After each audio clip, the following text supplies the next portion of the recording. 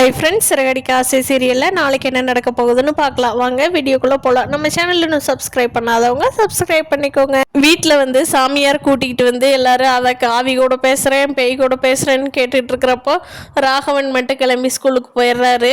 அவர் அங்கே போய் பார்க்குறப்போ கிறிஷ் விளையாண்டுட்டு இருக்கிறப்போ அடிபட்டு கீழே விழுந்துடுறான்.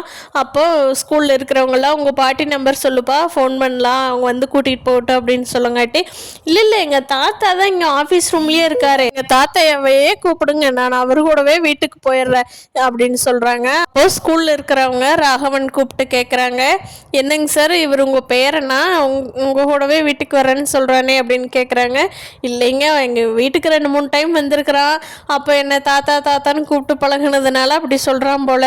நீங்க ஆஃபீஸ் லெக்சர் பார்த்து அவங்க பாட்டி நம்பர் கூப்பிட்டு சொல்லிடுங்க, அவங்க கூட்டிட்டு போட்டு. என்ன தம்பி நல்லா இருக்கியா, காயமில்ல எதுவும் ஆகலையே, நல்லா நடக்க முடியுதா அப்படின்னு சொல்லி கேட்டுட்டு இருக்காரு. இந்த பையன் கரெக்டாக தான் சொல்கிறான், ஆனால் இந்த உண்மை விஜயா வீட்டில் இருக்கிறவங்களுக்கெல்லாம் எப்போ தெரிய வரப்போகுதோ அன்னைக்கு இருக்கு ரோஹிணிக்கு கஷ்டகாலம்.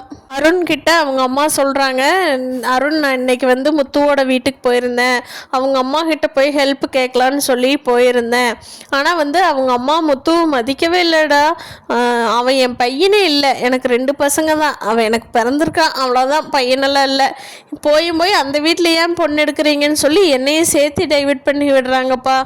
அந்த முத்துவோட அம்மா அவ்வளோக்கா ஒன்றும் சரியில்லை, அவங்க வளர்ப்பு சரியில்லை போல், அதுதான் முத்து இப்படி இருக்கான் அப்படின்னு சொல்லிட்டு இருக்காங்க. ஆமாம்மா, அந்த முரட வீட்டுக்கு எதுக்குமா நீங்கள் போனீங்க, எங்கிட்ட சொல்லியிருந்தா நான் வேண்டான்னு சொல்லியிருப்பேனே, எதுக்குமா அங்கே போய் நீங்கள் திட்டு வாங்கிட்டு வர்றீங்க அப்படின்னு சொல்லி கேட்குறாங்க. என்னடா பண்ணுறது, நம்ம வீட்டுக்கு சீதா தான் மருமகளாக வரணும், அதுக்காக நம்ம யாருக்கிட்ட வேணாலும் ஹெல்ப் கேட்கலாம்ப்பா, தப்பில்லை.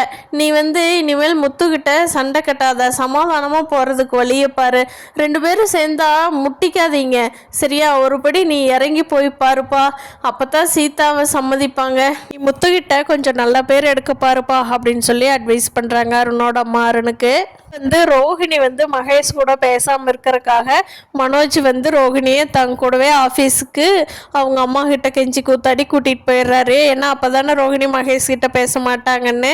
ஃப்ரெண்ட்ஸ், நாளைக்கு என்ன நடக்க போகுதுன்னு இந்த வீடியோ பிடிச்சிருந்தா லைக் பண்ணிக்கோ.